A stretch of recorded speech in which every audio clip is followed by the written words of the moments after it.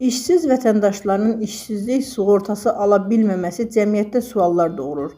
Bir çox hallarda işsizlik sığortası ilə işsizlik müavinəti anlayışları qarışdırılır və nəticədə sistemin əhatə dairəsi ilə bağlı yanlış gözləntilər formalaşır. Bəs niyə bütün işsizlər bu ödənişdən yararlana bilmir?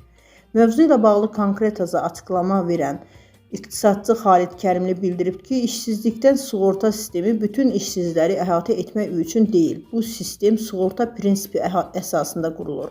Onun sözlərinə görə işsizlik sığortası işsizlik müavinəti ilə eyni anlayış deyil. İşsizlikdən sığorta haqqında qanun elə formada qəbul edilib ki, bütün işsizlər bu ödənişi ala bilmir.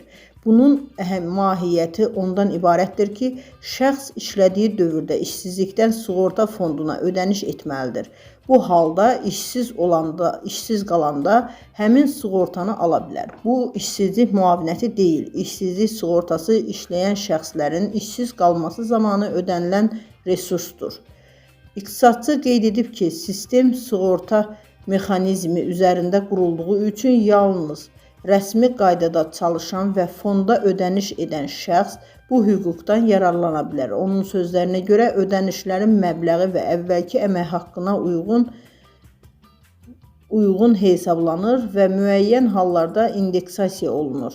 Beləliklə, rəsmi məşğulluğu və sığorta ödənişi olmayan şəxslər işsizlik sığortası ala bilmirlər ki, bu da bütün işsizlərin sistemdən yararlana bilməməsinə səbəb olur.